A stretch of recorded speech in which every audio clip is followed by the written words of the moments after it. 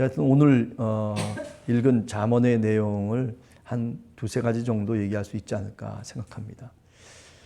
첫째는 뭐냐면은 너무 하나님을 안다고 떠드는 사람들이 많다는 거죠. 스스로 이게 하나님이시다. 하나님은 누구시냐? 이런 분이시다. 자기가 갖고 있는 어떤 지식을 자랑하면서 남들 앞에 거만하게, 남들 앞에 아는 체 하면서 살아가는 사람들이 많이 있다라고 하는 거죠. 그게 사실은 오늘 이 잠언 30장의 전제가 된 겁니다. 많은 사람들이 제대로 알지도 못하면서 하나님이 누구이신지 또는 하나님이 어떤 분이신지에 대한 확고한 믿음과 그리고 지식이 없음에도 불구하고 그런데 마구 떠들어야 된다는 거죠. 그래서 많은 사람들을 다른 길로 인도해 버리고 만다는 거예요. 그런 위험성을 이야기하고 있는 겁니다. 나는 짐승과 같은 사람이다. 총명이 없다.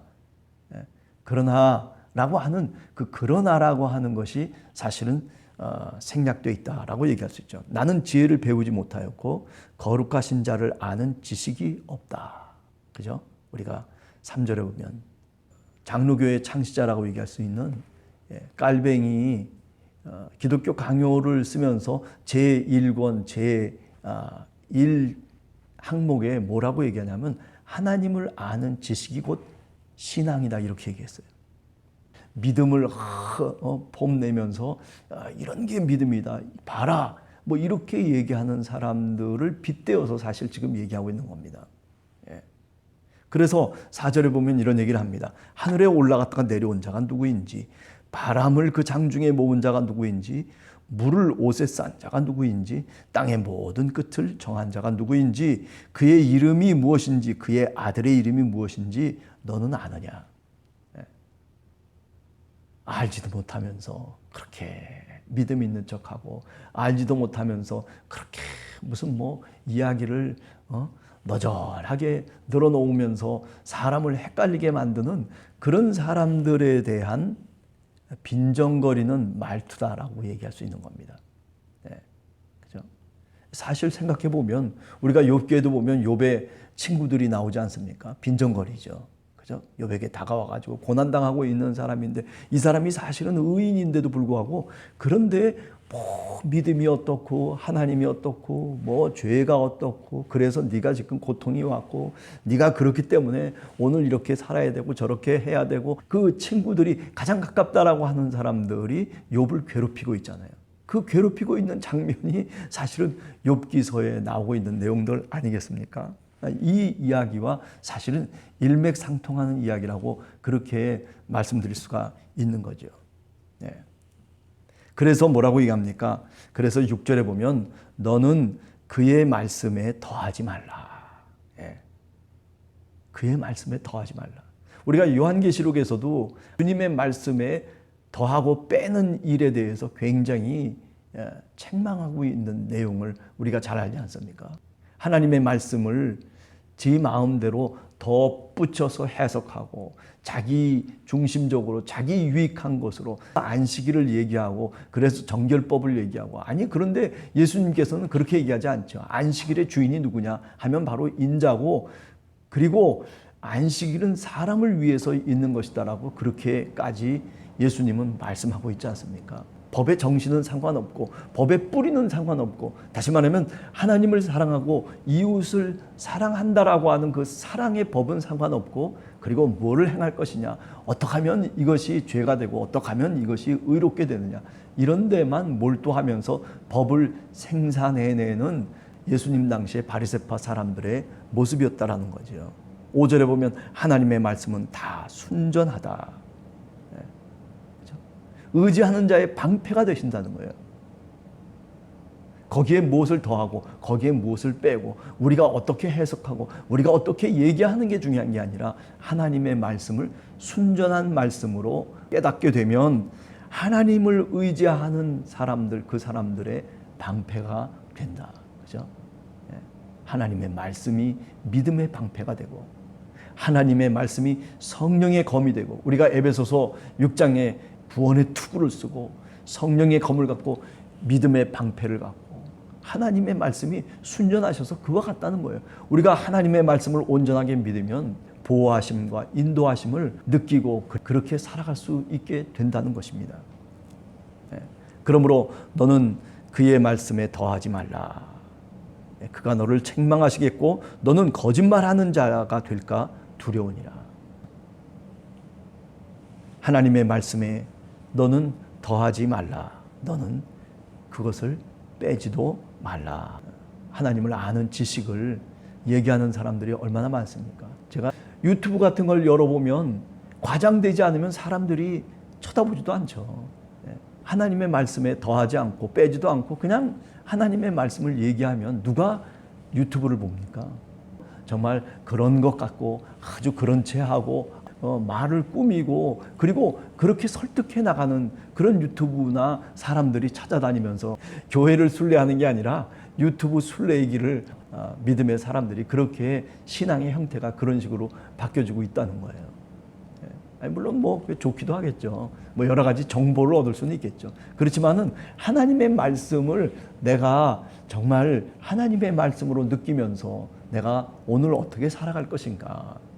말 잘하는 사람들의 장난을 우리가 그냥 그렇게 넘길 수는 없는 것인데도 불구하고 그런데 그런 식으로 이제 신앙의 트렌드가 바뀌어져 가고 있다라고 하는 것에 대해서 걱정하는 사람들도 사실 많이 있는 것이 사실입니다. 자, 그 다음에 7절 이하에 보면 내가 두 가지 일을 주께 구하여 싸우니 내가 죽기 전에 내게 거절하지 마시옵소서. 이 아굴의 잠언에서 이 말하고 있는 바로 이분이 도대체 어떤 기도자인가? 어떤 기도를 하는 사람이길래 이렇게 나는 짐승이라고 얘기하고 이렇게 나는 사람의 총명도 없는 사람이라고 얘기하면서 떠들고 하는 사람들을 그렇게 말하자면 지적하고 있나. 가만히 한번 들어보면 8절에 나와 있습니다. 헛된 것과 거짓말을 내게서 멀리 하옵소서. 이 아굴의 상황이 이와 같다는 거죠. 헛된 말이 난무하고 있어요. 하나님의 순전하신 말씀은 제껴놓고 인간이 떠들어대는 그런 헛된 말, 그것이 마치 진리인 것처럼 가장해서 그래서 하나님의 말씀을 대변하고 있는 것처럼 그렇게 떠들고 있는 그 모습을 지금 이야기하고 있는 겁니다. 다 헛된 것이라는 거죠. 거짓된 말들이라는 거예요. 그런데 그 헛된 것과 거짓된 말을 내게서 멀리 하옵소서. 내가 저 사람처럼 살지 않게 하시옵소서. 나는 하나님 앞에 정말 정직한 신앙인으로 살게 하여 주시옵소서. 하나님의 지혜를 깨달아 알게 하여 주시옵소서. 내 스스로 지혜를 깨달았다라고 얘기하지 않게 하시고 나는 바로 짐승과 같은 사람이라고 나는 어리석고 무식한 사람이라고 그렇게 하나님 앞에 무릎을 꿇고 주님께 지혜를 구할 수 있는 그런 지혜자가 되게 해 주시옵소서라고 하는 그런 기도를 하고 있는 거죠. 네. 두 번째는 나를 가난하게도 마옵시고 부하게도 마옵소서. 오직 필요한 양식을 따라서 나를 먹여 주시옵소서. 예. 그죠? 우리가 주기도문에도 일용할 양식에 대한 기도를 우리가 하지 않습니까? 뭐 굉장히 먹을 것이 많아가지고 흥청망청 그렇게 남아돌 수 있는 부유한 자가 되게 해주시옵소서라고 그렇게 기도하는 것이 아니라, 그죠? 필요한 양식으로 내가 먹을 수 있도록 주님 저에게 은혜를 베풀어 주시옵소서. 주여, 내가 이렇게 기도함으로, 내가 이렇게 하나님의 말씀을 믿음으로 내가 건강하고 이렇게 부유하고 이렇게 충만하게 하여 주시옵소서라고 그렇게 기도하는 것이 아니라, 주님 제가 필요한 것이 무엇입니까? 오늘 또 그 필요한 것을 주님께서 채워 주시옵소서. 내가 오늘 또 세상 속에 나아가서 생활할 때에 주님 저에게 필요한 것이 무엇인지 주님이 채워 주시옵소서. 네. 얼마나 진솔한 기도의 내용이 되는가라고 하는 것을 우리가 분명히 경험할 수 있는 거죠. 오늘 이 아침에 그래서 너무 장황하게 오늘 이 아굴이 얘기하고 있는 저 상대방처럼 그렇게 신앙생활하지 말고, 그렇죠? 아굴처럼 하나님 앞에 진솔하게, 그렇죠? 순전하신 하나님의 말씀을 앞에 놓고 그리고 무릎을 꿇고 주님을 바라보며 기도할 수 있는 그런 신앙이 되게 해달라고 우리가 오늘 또 기도해야 마땅할 것입니다. 자, 그리고 난 다음에 9절에 보면 혹 내가 배불러서 하나님을 모른다라고 그렇게 말할까 봐 두렵다는 거예요. 여러분, 이 아굴의 잠언 속에 이 9절의 말씀은 사실 어떻게 보면 부연된 설명이죠. 우리 인간이라고 하는 게 이런 약점을 갖고 있다는 거죠. 배부르면 하나님을 모른다 할까 봐 두렵다는 겁니다. 육신을 갖고 살아가다 보니까 그렇잖아요. 배가 뜨스고 등이 뜨스면은 따뜻하면은 그러면 어떻게 돼요? 그러면 하나님을 멀리 할 수밖에 없는 게 우리 자신들이에요. 그저 고통이 다가오고 어떤 문제와 시험이 다가오면 하나님 앞에 기도하고 하나님을 붙잡고 십자가 밑에 나가지만은 그 반대로 평안하고 모든 것이 부유하고 그리고 부족함이 없을 때에는요, 우리가 하나님을 찾습니까? 하나님께서 풍족함으로 나에게 채워주시니 참으로 감사합니다. 이걸로 기도가 끝나질 않죠. 사실은 정말 기도는 뭐냐면 그렇기 때문에 내가 이 풍족함으로 내가 내 이웃에게 베풀 수 있는 마음을 주시옵소서. 그죠? 손을 이웃에게 벌려서 그래서 그들에게 베풀 수 있는 그게 사실은 기도의 맥락이죠. 이웃 사랑이라고 하는 그 사랑의 두 가지 축 중에 하나는 버려버리고 말이죠. 하나님이 나를 사랑했기 때문에 나에게 이런 부유함과 풍족함과 그리고 이런 행복을 하나님 내가 느끼며 살아갈 수 있으니 얼마나 감사한지 모릅니다. 이걸로 끝나버리는 거예요. 하나님 앞에 감사로 표현하기도 하고 하나님 앞에 내 손을 벌려서 이웃에게 내가 구제를 하기도 하고 하나님 이렇게 은혜를 주시니 감사합니다. 여기까지 나가는 것이 그게 신앙의 참모습이죠. 그런데 오늘 이 9절에 나오는 내가 배불러서 하나님을 모른다 여호와가 누구냐 할까 하오며 내가 가난하여 도둑질하고 내 하나님의 이름을 욕되게 할까 두려워함이니이다. 반대로 너무 가난하면 가진 것이 없으면은 그러면 혹시 이렇게 될까 두렵다는 거죠. 사실 생각해 보면요, 가난하면은 어떻게 해야 돼요? 도둑질하는 것이 아니라 더 열심히 성실하게 살아가야 되는 거죠. 남의 것을 내 것으로 만들려고 하는 그런 욕망과 욕심 우리 모두에게 있어요. 탐욕이 있단 말이죠. 그런데 그 탐욕을 방치해 놓고 살아가게 되면 그러면 인간이 어떻게 돼요? 동물적인 삶을 살 수밖에 없는 것이죠. 그렇게 되면 우리가 만약에 신앙인이라면 여기 오늘 얘기하는 것처럼 하나님의 이름을 욕되게 할까 두려워함이니이다.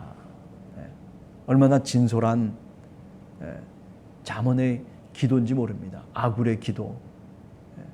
그죠? 이런 기도를 하고 있는 이 아굴이기 때문에 오늘 이 잠언의 말씀 속에 여러 가지 이야기들을 우리에게 전해주는 겁니다.